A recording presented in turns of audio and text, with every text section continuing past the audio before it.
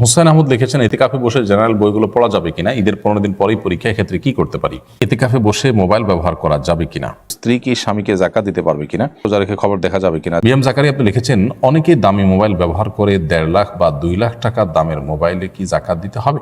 মসজিদ কাছে কয়েকজন মিলে বাড়িতে জমায়েত করলে কি নামাজ হবে? বাসার কাজের লোককে তার নির্ধারিত মজুরির অতিরিক্ত হিসেবে জাকাতের অর্থ প্রদান করা যাবে কিনা? জামাতে তারাবির নামাজ আদায় করার সময় সূরা ফাতিহার পর কি অন্য সূরা মুক্তাদিকেও পড়তে হবে, নাকি হুজুর পড়লেই হবে? দয়া করে জানাবেন। চলুন তাহলে প্রিয় দর্শক, আর বিলম্ব না করে আমরা প্রশ্নোত্তর আলোকিত ভুবনে প্রবেশ করি।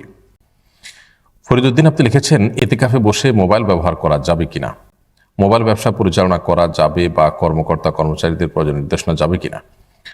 এতেকাফ হলো দুনিয়ার সমস্ত ব্যস্ততাকে ফেলে রেখে আল্লাহর ইবাদতে 10টি দিনের জন্য মশগুল হয়ে যাওয়ার নাম। সো এই 10টা দিন আমাদের আল্লাহর ইবাদত এবং বন্দেগী নেকামল এগুলোতে কোনো প্রকার বাধা সৃষ্টি করে, বিঘ্নতা সৃষ্টি করে, এরকম যে কোনো কর্মকাণ্ড থেকে আমাদের বেঁচে থাকার আপনার চেষ্টা করতে হবে।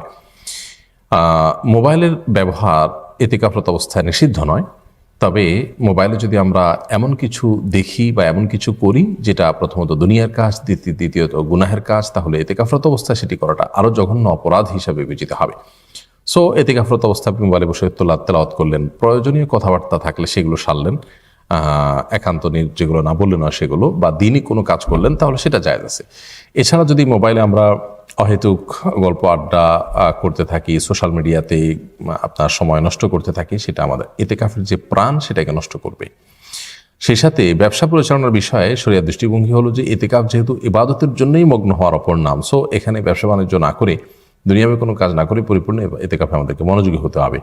যদি কারোর অবস্থা এমন হয় যে তিনি তার যে ব্যবসা সেটা পরিচালনা করলে তার পরিবারের খাদ্যের কষ্ট হবে, তার খাদ্যের কষ্ট হবে, এটার উপরে তার জীবন ধারণ নির্ভর করে, তাহলে সেক্ষেত্রে তিনি মসজিদে বসে তার কেনাবেচার কোনো আইটেম থাকলে সেগুলো বাহিরে রেখে কেনাবেচা করতে পারেন।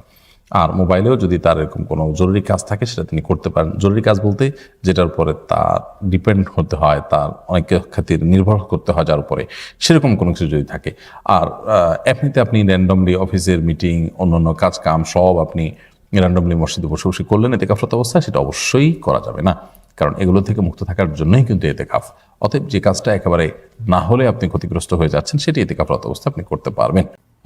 এরপরে প্রশ্ন করেছেন রহমান মুস্তাফিজ প্রিন্স, এআইডি থেকে আপনি লিখেছেন, বাসার কাজের লোককে তার নির্ধারিত মজুরির অতিরিক্ত হিসেবে জাকাতের অর্থ প্রদান করা যাবে কিনা? বাসার কাজের লোককে তার যে মজুরির টাকা নির্ধারিত, সেই টাকা তো আপনি তাকে দিবেনই। অতিরিক্ত যদি তাকে দিতে চান, তার যা বেতন, তার যা প্রাপ্য, সেগুলো দিয়ে অতিরিক্ত দিলেন এবং সেটা জাকাত থেকে দিলেন, তো সেটা জায়েজ আছে। কিন্তু এখানে আমাদের মনে রাখতে হবে যে যেই টাকাটা আপনি তাকে অতিরিক্ত দিচ্ছেন, সেই টাকাটা তাকে দিবেন সেটা মাথায় রেখে বেতন কম দিলেন, কিংবা সেই কম বেতন রাজি হয়েছে এমনটি যেন না হয়। তার ন্যায্য যা প্রাপ্য মজুরি সেটা তাকে দিলেন, এটা অতিরিক্ত দিলেন, এবং তিনি জাকাতের হকদার যদি হয় তাহলে সেক্ষেত্রে এটা তাকে দিতে পারবেন। হোসেন আহমদ লিখেছেন, এতেকাফে বসে জেনারেল বইগুলো পড়া যাবে কিনা, ঈদের 15 দিন পরেই পরীক্ষা, ক্ষেত্রে কি করতে পারি? ভাই হোসেন আহমদ, এতেকাফে মূলত আমরা ইবাদত বন্দেগীতে একান্তভাবে মাশগুল হওয়ার জন্য, আল্লাহর দিকে মনোনিবেশ করার জন্যই বসবো। সো জেনারেল বই পুস্তক পড়া দুনিয়াবি কাজ, এটা যথাসম্ভব অ্যাভয়েড করা উচিত। যদিও ওলামা ইকরামের ক্ষেত্রে দুটি মত রয়েছে, অনেক ওলামা ইকরাম এটিকে মাকরুহ বলেছেন, আর অনেক ওলামা ইকরাম এটাকে শর্ত সাপেক্ষে অনুমোদন করেছেন। অর্থাৎ যদি একান্ত দুনিয়াবি কাজ করতে আপনি নিরুপায় হন, যেমন এছাড়া আপনার চলবে না, ঈদের পর্বই আপনার পরীক্ষা, তাহলে সেক্ষেত্রে আপনি এটার জন্য সময় ব্যয় করতে পারেন। এতেকাফরত অবস্থা অনেক ওলামা ইকরাম পারমিশন দিয়েছেন, তবে অনেক ওলামা ইকরাম মাকরুহ বলেছেন। তবে সর্বাবস্থায় আপনার এতেকাফ ভঙ্গ হবে না এর কারণে। অর্থাৎ কারোর মতেই আপনি এতেকাফরত অবস্থায় বই পুস্তক পড়লে এতেকাফ ভঙ্গ হয়ে যাবে না, এতেকাফের মূল স্ট্রাকচার নষ্ট হবে না। কোয়ালিটি একটু কমবে কি কমবে না সেটা নিয়ে হলো মত পার্থক্য। সো ভালো হয় যদি আপনি পরিপূর্ণ এতেকাফে ইবাদতে আপনি মাশগুল থাকেন সেটি। আর যদি সেটার সুযোগ না থাকে, এছাড়া আপনি এতেকাফ করা হবেই না, তো নাইমামত চাইতে কেন ভালো, সেই হিসাবে আপনি এতেকাফ করলেন এবং বই পুস্তক পড়ে পরীক্ষার প্রস্তুতি নিলেন কিছু সময়। আবার এমন যেন না হয় যে এতেকাফ বসার উদ্দেশ্যই হলো পরীক্ষার জন্য নির্বিলি প্রস্তুতি গ্রহণ করা, তাহলে সেক্ষেত্রে সেই এতেকাফটা ইবাদত হবে না, বরং সেটি কারণে গুনাহ হতে পারে। অর্থাৎ আল্লাহর ঘরকে আপনি জাস্ট দুনিয়ার জন্য ওসিলা হিসাবে, মাধ্যম হিসাবে গ্রহণ করলেন, সেটি করা জায়েজ হবে না। বিএম জাকারি আপনি লিখেছেন, অনেকে দামি মোবাইল ব্যবহার করে 1.5 লাখ বা 2 লাখ টাকা দামের মোবাইলে কি জাকাত দিতে হবে? দেখুন, দামি মোবাইল ফোন ব্যবহার করুক, যত দামি মোবাইলই হোক না কেন, সেটার কোনো জাকাত দিতে হবে না। মানুষের ব্যবহারের যে আসবাবপত্র সেগুলো যত দামি হোক না কেন সেগুলো জাকাতযোগ্য সম্পদের আওতায় পড়ে না, সো সেগুলোর জাকাত দিতে হবে না, এই জন্য দামি মোবাইলে জাকাতও দিতে হবে না। শুধুমাত্র গহনা যদি ব্যবহার্য গহনা হয় বা ব্যবহারযোগ্য গহনা হয় বা ব্যবহারের যে অলংকার হয় সেটা যদি হয় তাহলে সেক্ষেত্রেও সেটা জাকাত দিতে হবে, এটা স্বর্ণ রূপার ক্ষেত্রে প্রযোজ্য। বাকি অন্যান্য আসবাবপত্র যেগুলো মানুষ ব্যবহার করে সেটা যত দামি হোক না কেন সেগুলো জাকাত দিতে হয় না। যেমন ব্যবহার করার জন্য যে গাড়িটা রাখা হয়েছে, যে গাড়ি দিয়ে মানুষ চলাফেরা করে, সেটা জাকাত কাউন্ট করতে হবে না। এরপরে প্রশ্ন হলো, রমজানের শেষ দশকের গুরুত্বপূর্ণ দিনগুলো অতিবাহিত হচ্ছে, এই দিনগুলোতে আমাদের কি করা উচিত? রমজানের শেষ দশকের 5টি দিন অতিবাহিত হচ্ছে আর সামান্য কয়েকটা দিন বাকি আছে। প্রিয় নবী সাল্লাল্লাহু আলাইহি ওয়াসাল্লাম রমজানের শেষের দিকে সেই ইবাদতবন্দেগীর পরিমাণ আরও বাড়িয়ে দিতেন।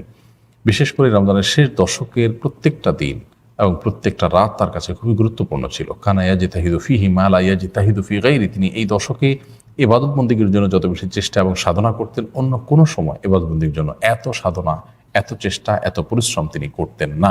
রাশেদুল ইসলাম, আপনি লিখেছেন, গত বছর আসন্না ফাউন্ডেশনের ব্যবস্থাপনা এবং আপনার ইমামতিতে ঈদের সালাতে অংশগ্রহণ করেছিলাম। এবছরও কি সেখানে ঈদের সালাত অনুষ্ঠিত হবে? হ্যাঁ ভাই রাশেদুল ইসলাম, আলহামদুলিল্লাহ, গত বছর আমরা আসন্না ফাউন্ডেশনের উদ্যোগে উন্মুক্ত মাঠে ঈদের আয়োজন করেছিলাম। আপনারা জানেন যে উন্মুক্ত মাঠে ঈদের আয়োজন করা এটা নবী করিম সাল্লাল্লাহু আলাইহি ওয়াসাল্লামের গুরুত্বপূর্ণ একটি সুন্নাহ। এই সুন্নাহটি আজ নানাভাবে আমরা এটাকে অবজ্ঞা করছি বা এটাকে আমরা অনুসরণ করছি না। শহর তো বটেই, এমনকি গ্রামেরও মসজিদগুলোতে আজকাল ঈদের সালাত হয়, অথচ একটু চেষ্টা করলে, একটু কষ্ট করলে মুক্ত খোলা মাঠে আমরা ঈদের সালাত আয়োজন করতে পারি। তো ঈদের সালাত ও মুক্ত মাঠে আদায় করার মধ্যে যে আনন্দ আছে, সেই আনন্দটা আসলে বদ্ধ ঘরে কিংবা প্রেয়ার রুমে কিংবা মসজিদে আদায় করার মধ্যে নাই। আমরা বছর জুড়ে তো মসজিদে নামাজ আদায় করি, কিন্তু ঈদের নামাজের জন্য আমাদেরকে মাঠে বের হয়ে যাওয়ার যে নির্দেশনা নবী সাল্লাল্লাহু আলাইহি ওয়াসাল্লাম দিয়েছেন, তার যে আদর্শ রয়েছে, সেটি ঈদের যে আনন্দ সেটাকে পূর্ণতা দেওয়া এবং সেই সাথে ঈদের জামাতটা হবে অনেকগুলো মসজিদে মুসল্লিদেরকে নিয়ে বড় আকারে সেই রূপ দেওয়ার জন্য। অতএব সেটিকে আমাদের পুনরায় জিন্দা করা দরকার। আসন্না ফাউন্ডেশন থেকে সেই চেষ্টাটাই আমরা করেছি। সেই সাথে ঈদের আয়োজনে শুধুমাত্র ঈদের নামাজই নয়, বরং সেখানে বাচ্চাদের জন্য, বিভিন্ন বয়সী মানুষের জন্য আনন্দ এবং বিনোদনের নানা রকম ব্যবস্থা থাকা দরকার। সেজন্য আমরা গত বছর আসন্না ফাউন্ডেশনের যে মসজিদ কমপ্লেক্স হচ্ছে নতুন বাজার, বাড্ডার পার্শ্ববর্তী জায়গা, স্বদেশ প্রপার্টিজ এর মধ্যে ইউনাইটেড ইউনিভার্সিটির পেছনে, ঠিক সেখানে আমাদের কমপ্লেক্সের জায়গার পাশে যে ঈদগাহ আছে, 85 কাঠার বিশাল বড় জায়গা, সেখানে আমরা গত বছর ঈদের সালাতের ব্যবস্থা করেছি। শত শত মানুষ সেখানে অংশগ্রহণ করেছেন, আলহামদুলিল্লাহ বিপুল পরিমাণ মানুষ এসেছিলেন। এবছরও সে আয়োজন থাকছে এবং সকাল 8টায় এবছর ঈদের সালাত হবে ইনশাআল্লাহ তাআলা। এবং সেখানে শিশুদের জন্য যে রাইড ছিল গত বছর, এবছর বড়দের জন্য কিছু ইভেন্ট থাকবে, ক্রীড়ামূলক কিছু ব্যবস্থাপনা থাকবে ইনশাআল্লাহ বিদিনিল্লাহ। নিজস্ব পরিবহনে আসতে পারলে ভালো হয়, তবে সীমিত পরিসরে আফতাবনগর থেকে পরিবহন ব্যবস্থা থাকবে। আমাদের পক্ষ থেকে পানি, খেজুর ইত্যাদি বিতরণ করা হবে। বাচ্চাদের জন্য বিভিন্ন রাইড আমরা আনবো, সেগুলো ফ্রি থাকবে, তারা সেগুলো উপভোগ করতে পারবে। সেই সাথে আপনারা বাসাবাড়ি থেকে নিজস্ব উদ্যোগে বিভিন্ন খাবার নিয়ে আসতে পারেন, যেটা অন্যদের সঙ্গে আপনারা শেয়ার করবেন, তাতে ঈদের আনন্দটা পূর্ণতা পাবে। আল্লাহ তাআলা আমাদের সকলকে নবী সাল্লাল্লাহু আলাইহি ওয়াসাল্লামের হারিয়ে যাওয়া সুন্নাত উন্মুক্ত মাঠে ঈদের এই সুন্নাহটাকে বাস্তবায়ন করার তৌফিক দান করুন।